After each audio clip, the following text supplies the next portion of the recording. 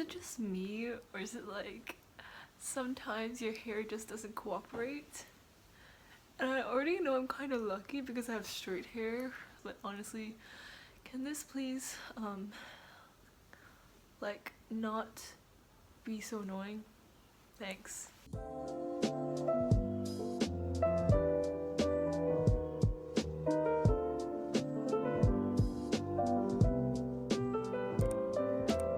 Hey, it's Hayley. I'm going to be sharing 5 tips that helped me to score a pretty good score on the SAT. So as you can probably see from the thumbnail, I got a 1540, which was 99th percentile. For reading and writing, I got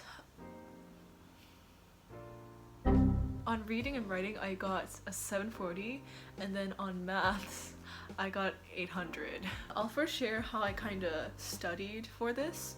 I was A, pretty confident in my ability to self-study, but B, and probably most importantly, I was just too lazy and couldn't be bothered to pay money to go to a test prep center. Because honestly, the thought of spending every day of my summer holiday going to a test prep center for like 7 hours every day just did not sound appealing at all.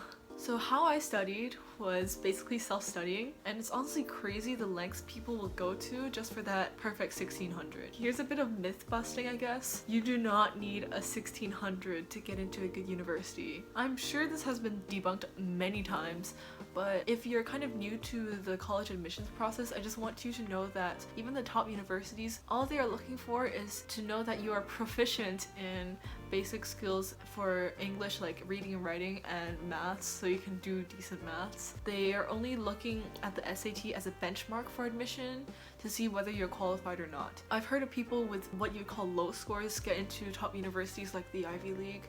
Don't let what you think is a low SAT score discourage you from applying to top universities, because they look for much more than that. Also, stick around to the end of this video because I'll show you guys something. It's kind of a surprise, but you don't want to miss it.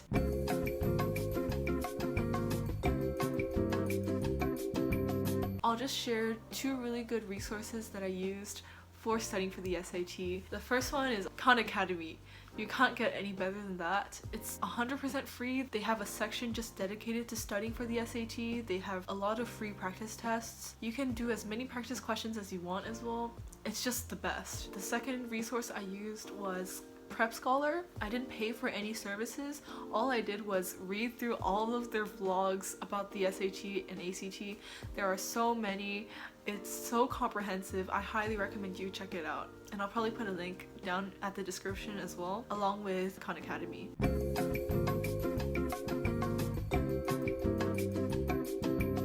What I did was, in the summer of 2019, I basically spent probably like half an hour or even just 20 minutes every day during the summer holiday, just did practice questions on Khan Academy, and that was basically it. I think I was lucky in the sense that I go to an international school whose language of instruction is English, so I was already fluent in English, and I would say I'm pretty good at reading and writing as well. And maths has always been one of my strongest subjects as well, so I didn't need to do much revision for that. Of course, I know self-studying isn't for everyone. For some people who might find either reading or writing, or even just finding the SAT particularly hard, of course, by all means, you can choose your own ways to study for it. But this was just the way that worked for me best.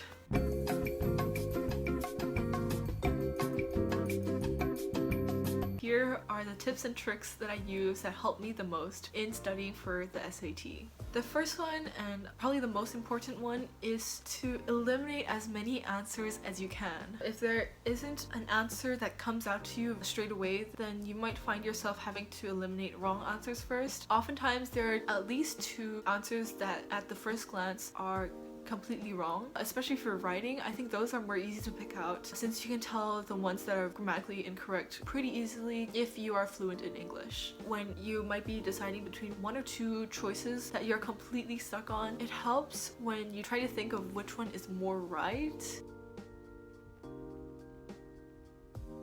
as opposed to which one looks wrong. Especially for the writing section, there might be a chance that both are technically right, but you have to choose which choice is the most concise one. My second tip applies to the reading section, the section I found the hardest one to study for. On the actual testing day, it can really depend on just what passages you get and whether you like that genre to analyze. Because oh my god, I hated the history passages. Those were so hard. The curve for reading for my test was pretty generous. I got 8 wrong and I still ended up with a 740, so it's not too bad. But you definitely want to minimize the number of errors you make on the reading section as you do on all the other sections. My second tip for the reading section is try your best to highlight as much evidence as you can from the passages. When you find questions that ask you to infer things, try your best while you're reading the passage. I like to read the whole passage once before looking at the questions, but I will always highlight evidence that I think will be relevant, and then when I read the questions I can kind of refer back to it. So this will not only allow you to answer some questions easily, this will also allow you to use the evidence questions to your advantage. There are follow-up questions to a previous question that asks, oh, which lines support your answer to the previous question, and then whatever you've highlighted before, you can pick exactly that from all the choices that are available to you. This third tip is for the writing section, or it's kind of a warning I guess, is to beware of the no change answers. Most questions, if not all, in the writing section have a no change option as like the A option. I don't know what I'm trying to do with this. It's not like I'm writing an A. It might be tempting to choose the no change option if the sentence looks fine to you, it doesn't look wrong, but it can definitely be used to trick you guys. Always look at the other options and consider those before deciding whether to choose no change. For the fourth tip, this applies to the math section, but of course I think this is applicable to all 3 sections. It is practice, practice, and practice. For math especially, because with more practice you can kind of get the hang of what the SAT style questions are like. For example, the word problems, there are some that I often got wrong. I would only do those type of questions, especially the word problems that require you to construct a system of equations to solve for X and Y. Those are annoying. There's not much you can do except for practice, practice, and practice. I can't stress this enough, and this applies to all the other sections just because the SAT is so different to what you might encounter. Just because the SAT is so different to what you might usually encounter in school, so it takes a while to get used to that style of questions. Do as many practice tests as you can and review those mistakes, which leads me to tip number 5, and yeah, I don't know why I keep adjusting my glasses either. This is also one of the most important tips I can offer to you guys. It's to always review your mistakes. So this is actually a tip that I got from Prep Scholar. They have this really comprehensive guide on how to get a 1600. And even though I didn't get the 1600, all the strategies they presented worked for me. Whenever you get a question wrong, even though you might think it's a stupid mistake, mark it down, circle it, whatever. Especially if you print the practice tests out, which I do recommend, even though marking can be a pain, do print those out because it can allow you to get a better feel of what the real test is going to be like. Mark those questions, like put an asterisk next to it, have a notebook, and write down your question and say what section it's in, reading, writing, maths, and then say why you got it wrong. You can look at Khan Academy's explanation of it, whether it's a stupid mistake, you read the question wrong, or you didn't know the technique for maths, or you simply never learned this vocabulary term. Always ask yourself, why did I get it wrong?